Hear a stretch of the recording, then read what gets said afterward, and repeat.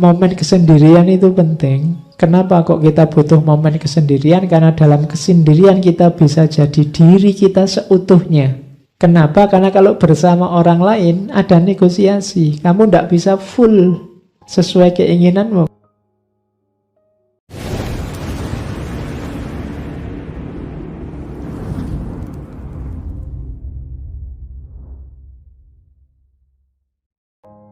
Assalamualaikum warahmatullahi wabarakatuh. Bismillahirrahmanirrahim. Ini saran dari Leonardo da Vinci. Hidupmu butuh keaktifan. Jangan malas. Telah lama aku perhatikan, ternyata orang-orang sukses itu jarang yang hanya duduk dan pasrah atas apa yang terjadi pada diri mereka. Mereka keluar dan mengalami banyak hal. Jadi ini dalil untuk jangan males. Banyak yang tanya ke saya, Pak, caranya biar tidak males itu gimana? Ya jangan males. Tidak ada caranya, pokoknya jangan males saja. Kalau kamu merasa, wah saya ini males, ya sudah bangkitlah. Paksa dirimu untuk bangkit, cuma itu. Dan biasakan untuk beraktivitas. Cuma itu. Karena manusia itu hidup dengan apa yang dia biasakan. Kalau kamu biasa santai-santai, kongko-kongko, enak-enakan, ndak ngapa-ngapain, ya kamu akan terbiasa dengan itu. Maka satu-satunya jalan keluar dari zonamu, aktiflah. Jadi kuncinya itu. Katanya Leonardo kan, saya sudah cek sendiri. Semua orang sukses itu ndak ada yang dengan diam dan pasrah. Sukses di bidang apapun. Sukses di bidang apapun. Tapi saya suksesnya ingin di bidang sufi ya Pak. Yang pasrah, rela misalnya. Iya. Loh, mbok anggap sufi-sufi itu terus diam saja? Tidak. Mereka mengejar Tuhannya, mengejar anugerahnya, mengejar ridhonya. Oh, mereka justru tidak tidur siang hari, malam hari, isinya ibadah. Tidak ada yang kok males-malesan itu, tidak ada. Jadi kamu cita-citamu apa saja, tidak akan sukses kalau kamu hanya duduk dan pasrah. Tapi sekarang bisa loh Pak, jualan, pegang HP sambil duduk-duduk. Iyalah, tapi ya tetap nggak bisa diam saja. Jadi rumus pertama itu, kamu harus aktif. Dan rumus keaktifan itu kalau di Islam kan jangan dibayangkan kayak 1 tambah 1, 2. Keaktifan itu upaya kita bergerak. Tidak usah dipikir hasilnya. Kadang-kadang karena mikir hasil ini kan terus kita jadi pesimis. Alah Pak, saya kejar kayak gimana pun yo. Tidak mungkin kelihatannya kan terus itu. Karena kamu bergantung pada amalmu, bergantung pada tindakan. Jangan, bergantungnya pada Allah. Kamu bekerja, kamu beraktivitas, kamu bertindak, itu ya karena sunatullahmu sebagai manusia.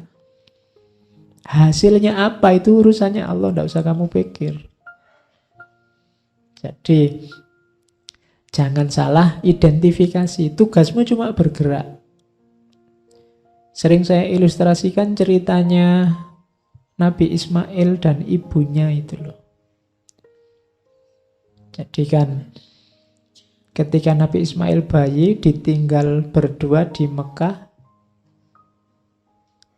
susah nyari air, lari-lari Safa Marwa bolak-balik 7 kali, akhirnya dapat air dari kakinya Ismail yang menjejak tanah. Mbok ya dia jejak sejak tadi. Biar segera keluar. Loh, itu rahasianya Allah. Cara kerjanya memang begitu. Kalau pakai matematika, lari bolak-balik 7 kali tadi, ketemu airnya ya hasil lari ini tadi. Entah di sudut yang mana dari Safa dan Marwa terus nemu, ini air, kan gitu logika matematikanya. Tapi hidup tidak begitu. Kita kerjanya ini malah hasilnya keluar dari situ. Ini logika kerja dan hasil. Makanya sudahlah, pokoknya kamu aktif saja, kerja saja. Tidak usah mikir dapat apa. Kalau kamu mikir target, kadang-kadang hasilnya malah kecewa. Pastikan yang kamu lakukan baik, bermanfaat, produktif. Nanti selanjutnya Allah dan sunatullahnya yang bekerja. Oke, itu kalimat selanjutnya konotasinya sama. Aku pernah terkesan dengan pentingnya tindakan. Ternyata tahu saja tidak cukup, kita harus menjalankan. Ingin saja tidak cukup, kita harus melakukan. Tadi kan di depan diwanti-wanti harus berani bermimpi, harus berani berharap.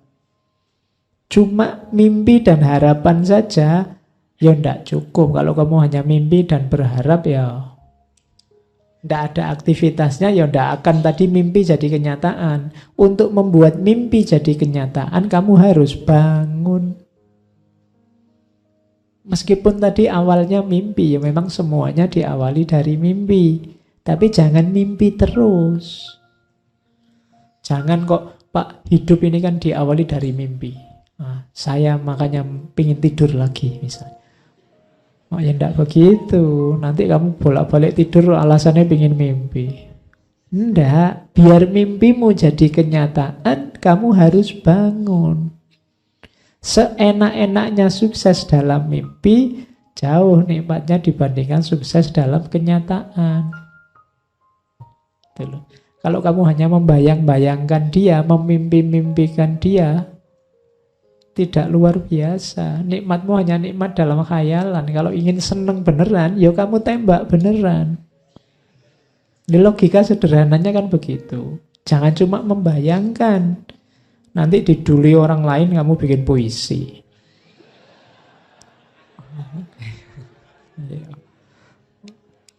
Ya, terus. Ini analogi dari Leonardo da Vinci. Besi berkarat karena tidak dipakai. Air yang diam akan kehilangan kejernihannya dan dalam suhu rendah dia akan beku.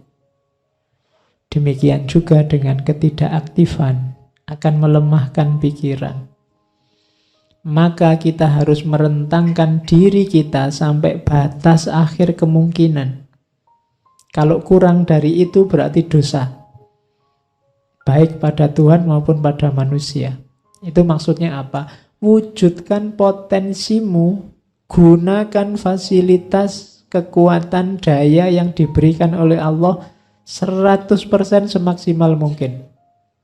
Kalau tidak berarti dosa. Kenapa? Allah memberi kita sia-siakan.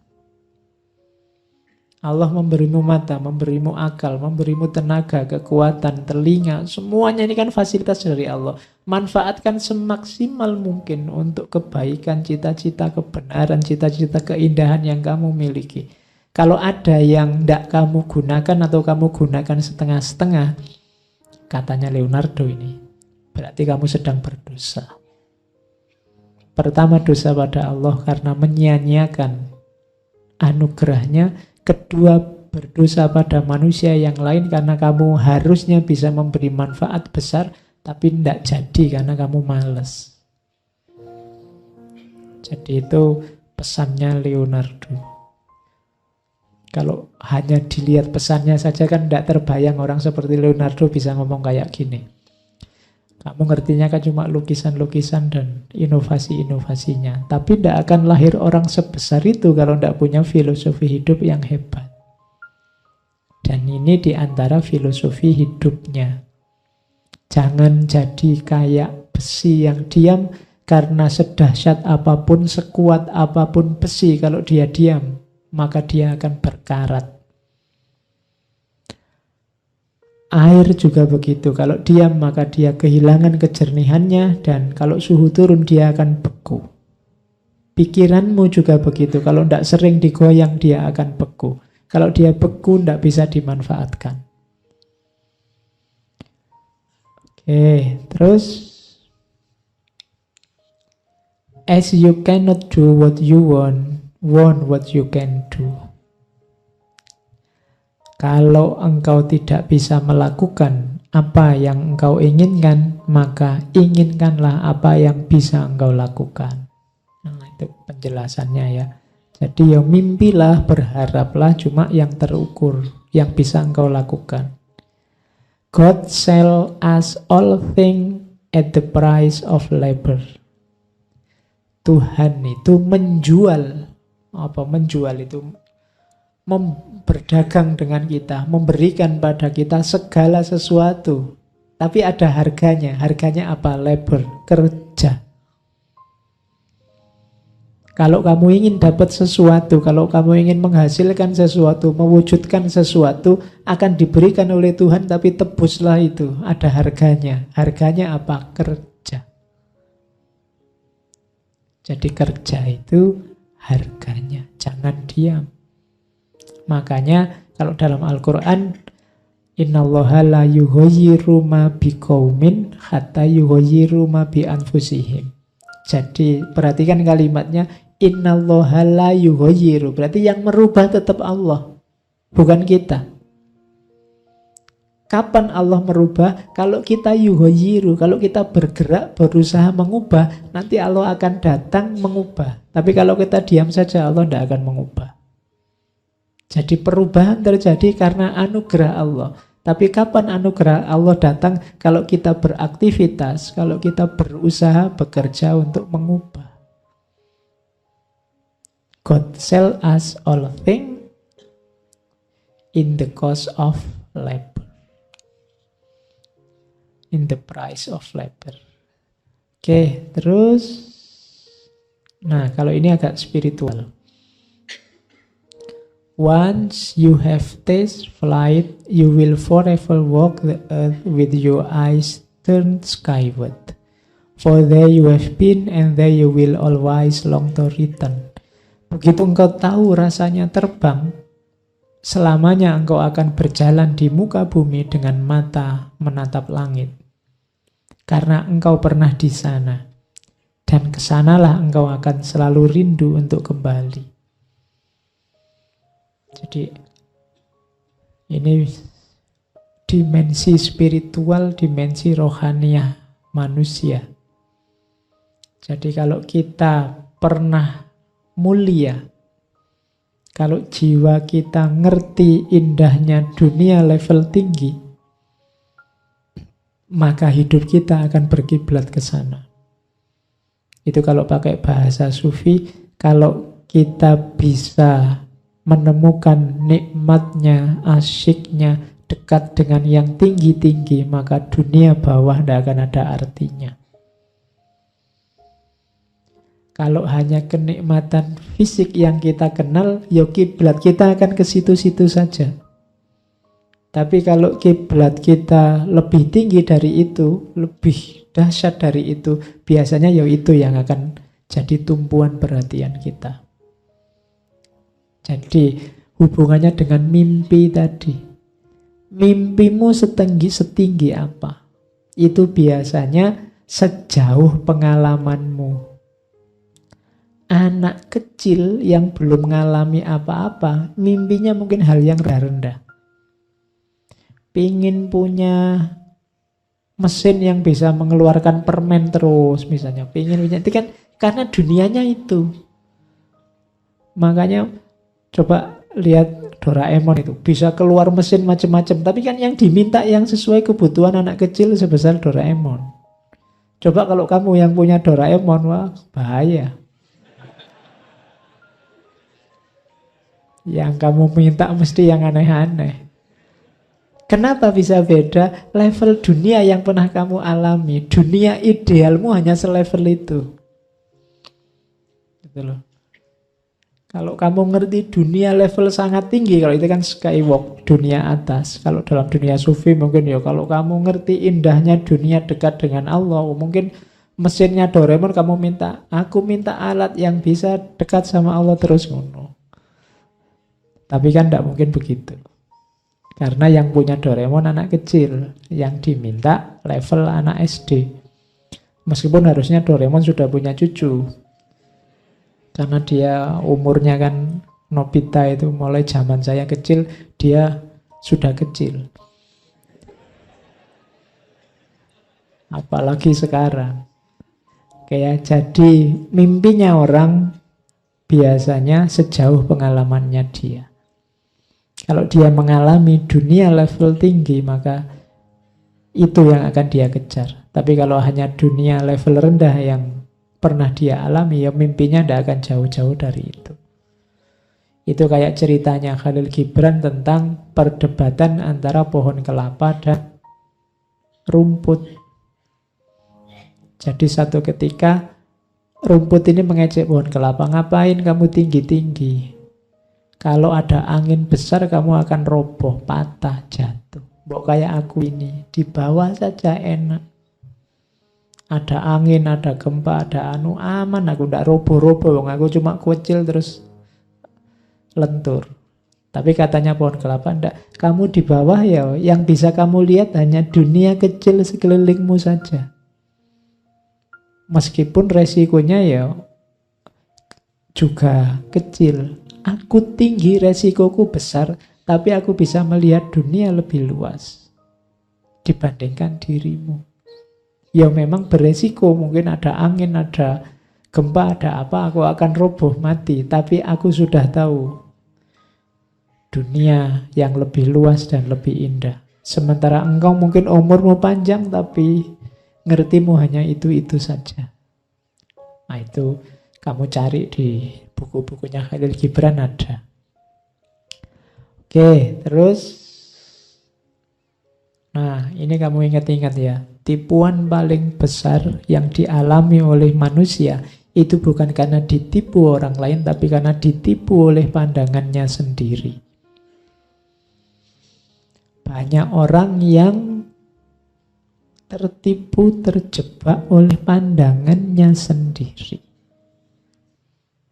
Biasanya kecenderungannya orang itu kalau merasa menemukan kebenaran, merasa cocok dengan satu pandangan, terus dia berhenti di situ.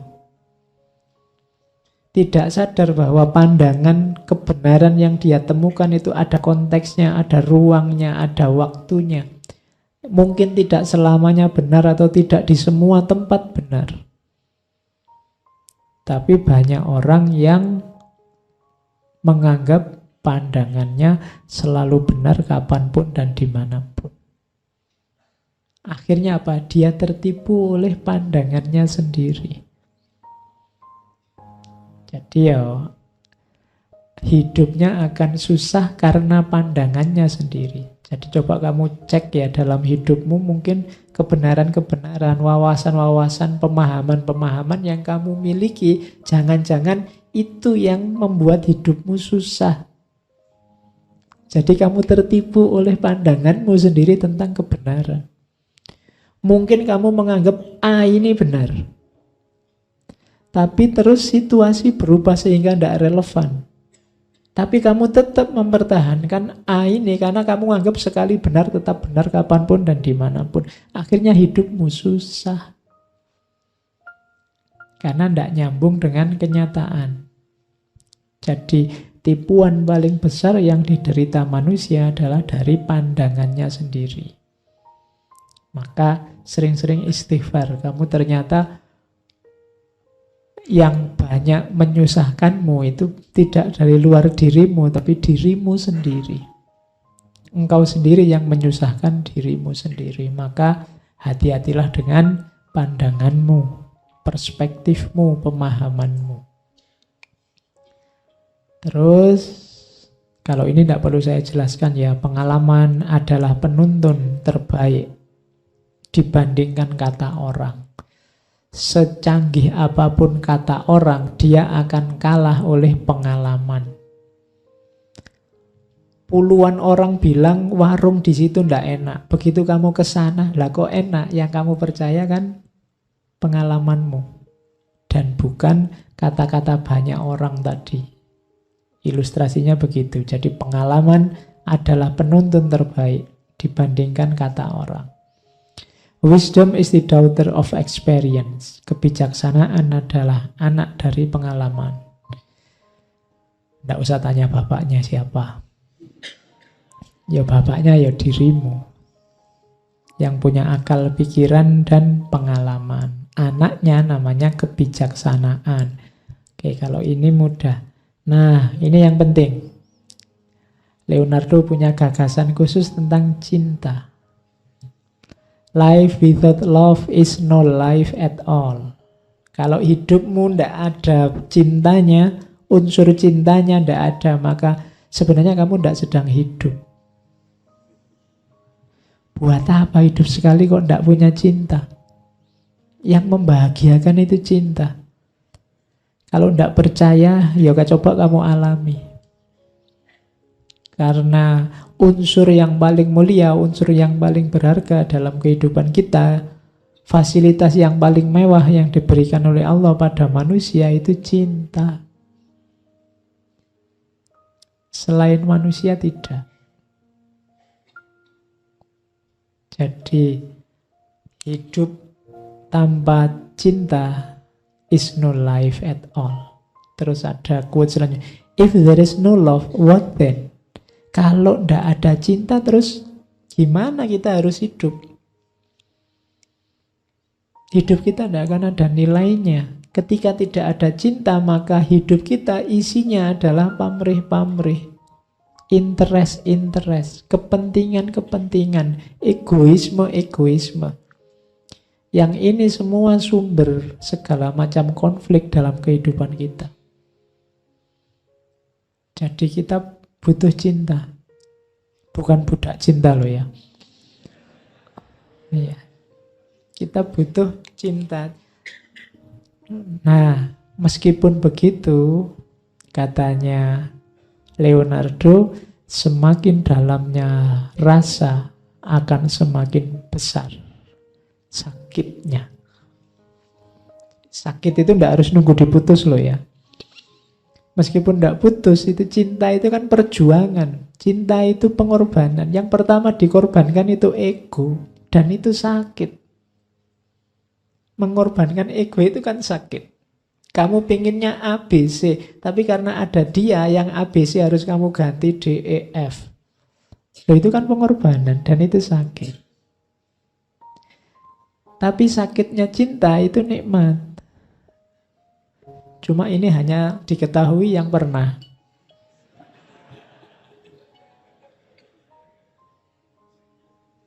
Yang tidak akan tahu. Maka kalau ingin tahu, cintalah. Iya. Oke, atau kalau memang tidak ada yang objek yang bisa kamu cintai, ya pokoknya cintailah apa saja. Iya. Ya paling tidak cintailah produk-produk Indonesia. Oke, ya malah iklan. Terus, tapi kalau ingin bercinta secara cerdas, lihat quote selanjutnya itu. Tidak ada yang bisa dicintai atau dibenci sebelum dimengerti. Seseorang tidak punya hak untuk mencintai atau membenci sesuatu kalau ia belum memiliki pengetahuan tentangnya. Cinta yang besar berasal dari pengetahuan yang dalam terhadap objek yang dicintai. Dan kalau engkau hanya mengetahui sedikit, cintamu pun hanya akan sedikit. Atau sebenarnya bukan cinta. Jadi katanya Leonardo, tak kenal maka tak sayang. Kenal itu bukan berarti kamu tahu namanya, alamatnya di rumah mana, terus malam minggu kamu apel. Kenal itu kamu paham ihwal dirinya. Makanya kalau katanya Erich Fromm, kan salah satu komponen cinta itu knowledge. Kamu harus tahu, punya pengetahuan, dan mengejar pengetahuan tentang yang dicintai. Semakin kamu sadar dan tahu tentang yang kamu cintai, biasanya cinta ini akan semakin besar. Kalau tidak, berarti itu bukan cinta. Jadi misalnya, Pak, saya tambah kenal dirinya, tambah tidak cinta Pak saya terhadap dirinya. Misalnya begitu. Oh, berarti itu tadi bukan cinta. Itu tadi kamu masih negosiasi, masih bersyarat. Aku cinta kalau kamu A, B, C, D. Sekarang terbongkar ternyata kamu D, E, F, G. Jadi aku sekarang tidak cinta lagi. Jadi berarti bukan cinta. Kalau tadinya cinta sih Pak, tapi semakin saya dalami, saya kenal, wah saya malah tidak cinta lagi sekarang. Oh, itu berarti belum cinta, kamu masih dagang. Kamu masih kalkulasi, kira-kira aku untung apa enggak. Jadi kalau itu memang jatuh cinta beneran, cinta yang sejati, seperti apapun dirinya akan kamu terima. Cuma cinta juga ada care dan responsibility. Kalau itu jelek, kamu akan berusaha mengubah. Dalam konteks cinta. Tidak kok cinta berubah jadi benci. Kalau cinta berubah jadi benci, biasanya memang itu bukan cinta. Masih kalkulasi-kalkulasi untung rugi. Oke, terus mereka yang jatuh cinta dengan tindakan saja tanpa ilmu seperti pelaut yang masuk kapal tanpa kompas.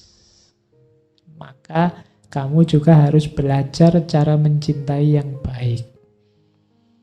Karena kalau tidak, mungkin cinta akan membawamu kemana yang tidak jelas. Pahami ilmunya juga. Terus, nothing strengthen authority so much as silence. Yang paling kuat adalah kediaman, keheningan. Ini sarannya Leonardo untuk tidak terlalu banyak terpengaruh oleh lingkungan sekitarmu. Diam itu dahsyat. Kalau tidak percaya, kalau kamu punya teman pendiam, itu kan lebih membuatmu agak gimana daripada yang cerewet. Jadi yang ngomongnya sedikit-dikit tapi mantap itu kan lebih luar biasa daripada yang ngomongnya banyak tapi tidak jelas. Kamu juga butuh momen-momen kesendirian. Kenapa sih tidak harus terlalu banyak terpengaruh? Katanya Leonardo da Vinci, kalau engkau sendiri, engkau memiliki dirimu sepenuhnya. Kalau engkau ditemani oleh satu orang, engkau hanya memiliki dirimu setengahnya, bahkan kurang. Karena eksistensimu harus negosiasi dengan eksistensi temanmu yang lain. Sejauh pengaruhnya yang tidak masuk akal, dan kalau kamu memiliki lebih dari satu pendamping, engkau akan jatuh lebih dalam situasi yang sama. Jadi, momen kesendirian itu penting. Kenapa kok kita butuh momen kesendirian? Karena dalam kesendirian kita bisa jadi diri kita seutuhnya. Kenapa? Karena kalau bersama orang lain ada negosiasi. Kamu tidak bisa full sesuai keinginanmu karena akan tabrakan dengan keinginan orang yang bersamamu. Kalau kamu berdua berarti dirimu tinggal setengah, atau mungkin kalau dia ngambilnya banyak ya dirimu bisa lebih dari setengah. Semakin banyak orang, semakin kamu harus negosiasi dengan banyak orang. Jadi kamu butuh momen yang kamu menikmati dirimu sendiri, hidup sebagai dirimu sendiri. Kalau bareng-bareng kayak gini kan kamu harus memperhatikan kiri kanan. Sebenarnya kamu pengen selonjor sejak tadi, tapi kalau aku selonjor yang depan ketendang, nanti rame lagi, belum gelasnya misalnya. Itu kan jadi dalam hidupmu carilah momen-momen yang kamu bisa menikmati dirimu sendirian. Semakin banyak orang terlibat, semakin kamu harus ngomong aja kan diatur kalau semakin banyak orang. Tadi saya mau misuh tidak berani, mau ngomong saru tidak berani, mau ngomong kenapa? Banyak orang. Tapi kalau di kamar sendirian, misuh-misuh sak kapoke tidak masalah kan. Kamu sejak tadi pengen misuh-misuh, ngaji tidak selesai-selesai, setelah ngantuk misalnya. Tapi kan tidak berani banyak orang lain. Nanti mungkin kamu saking nggak kuat terus ke kamar mandi kan sendirian. Kamu baru misuh-misuh sak kapoke. Itulah gunanya momen kesendirian. Mewujudkan dirimu seutuhnya sehingga kamu bisa terus mencermati, oh ternyata aslinya diriku itu ini toh. Kalau kamu tidak punya momen kesendirian, biasanya tampilan dirimu itu selalu bias, tidak asli. Karena kamu harus menyesuaikan dengan maunya orang lain. Terus, I love those who can smile in trouble, who can gather strength from distress and grow brave by reflection. Aku cinta orang-orang yang bisa tersenyum dalam kesulitan, yang bisa kuat dalam tekanan, dan yang bisa melahirkan keberanian melalui refleksi, berpikir. Jadi orang-orang yang kesulitan apapun tetap membuat dia tersenyum. tekanan apapun tidak akan meruntuhkan dia, malah dia lebih kuat. Dan orang-orang yang setelah berpikir kemudian berani bertindak.